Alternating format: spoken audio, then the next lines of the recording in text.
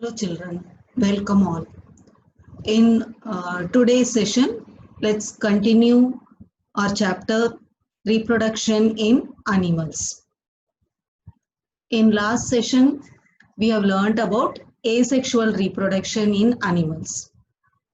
What is asexual reproduction? It is a type of reproduction which involves only one parent. And in animals, it takes place in some microscopic animals like amoeba and small animals like hydra. And then we have learned about in amoeba how does asexual reproduction take place. That is, in amoeba, asexual reproduction takes place by binary fission. Amoeba divides itself into two individuals, and the reproduction takes place in this way is called as binary fission. Binary, bi means two, fission is division. So it divides into two individuals. Then we have learned that amoeba is a unicellular organism. It consists of only one cell. While as it reproduces, first the nucleus of amoeba divides itself into two nuclei, then which is followed by the division of its body. And each body, after it divides into two, each parts of body it receives one nucleus, and then after it is fully matured, it acts as a daughter cells or two daughter amoebae. In this way, two amoebae are produced from a single parent. So this what we call that as binary fission. Then we have learned budding in hydra. Just like yeast, reproduction in hydra takes place through the process called as budding. That is, the hydra, it possesses different bulges or on itself called as buds. These buds, after it is fully grown, it develops into individual hydra. And each hydra possesses different number of buds. So this process is called as budding. And now let's continue about sexual reproduction in animals. What is sexual reproduction? It is a type of reproduction in which young individuals are formed due to the process of fusion of male and female gametes. This what we call that as sexual reproduction in animals. So in this session, we are going to learn about sexual reproduction in animals. Like plants. In 7th standard, we have learned that sexual reproduction in plants. That is how plants reproduce sexually by having male and female reproductive parts. If you remember, male part of a plant, that is flower, is a reproductive part of a plant, isn't it? And the flower consists of both male and female part. Male part of a flower, what we call that as androecium, and female part, we call that as gynoecium. Like the same, in animals also, male and females have different reproductive parts or organs. Like plants, the reproductive parts in animals, they also produce gametes. Male gametes, male reproductive part produce male gametes, and female reproductive part produce female gametes, or we can call that as reproductive cell. And then they fuse to form zygote. Then the zygote develops into new individual. So this type of reproduction by which the new individuals are formed from fusion of male and female gametes is called as sexual reproduction. So children, in this session, let's find out or let's learn about reproductive parts in humans and also study the process of reproduction in them. First, let us learn about male reproductive parts or organs, male reproductive organs. The male reproductive organs include a pair of testes. See here you can see two testes, pair of testes, then sperm duct. It is not sperm, it is sperm duct. Duct means tube, sperm duct, and then penis. And the testes, this testes produce a male gametes or male reproductive cell, or male gametes called as sperms, and millions of sperms are produced by the testis.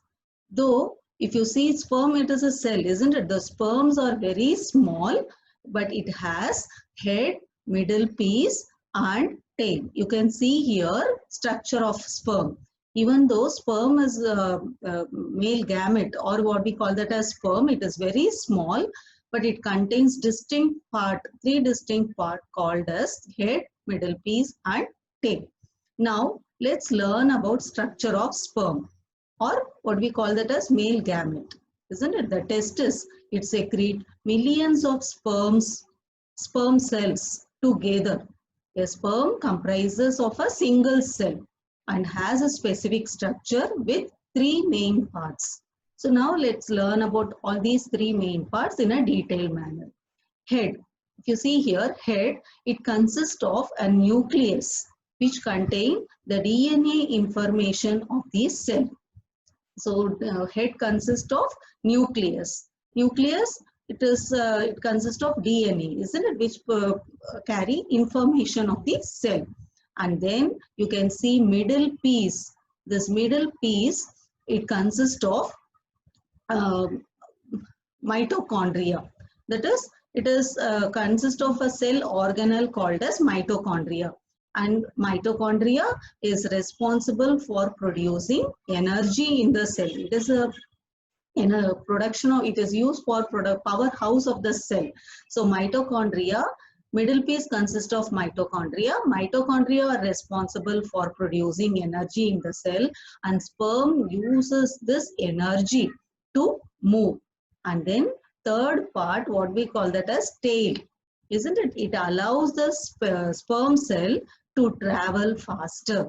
So these are the three main parts of sperm. Human sperm, even though it is a single cell, it is very small. It consists of three distinct parts called head, middle piece and tail. It consists of nucleus, which carry DNA that carries information about the cell. Middle piece consists of a cell organelle called mitochondria, which produce energy, by which this energy the sperm moves. And tail, third part, it consists of tail. Tail allows the sperm to travel faster. And now let's learn about female reproductive parts or female reproductive organ. The female reproductive organs are it consists of pair of ovaries. See here one ovary and here. So pair of ovaries, two ovaries are a pair of ovaries. Then oviduct. There we can call that as sperm duct in male part, and here female part, what the duct, tube-like structure, what we call that as oviduct, or the other name for oviduct is fallopian tube. And then uterus. So these are three main parts of female reproductive organ: pair of ovaries, oviduct or fallopian tubes, and then uterus. The third part, what we call that as uterus.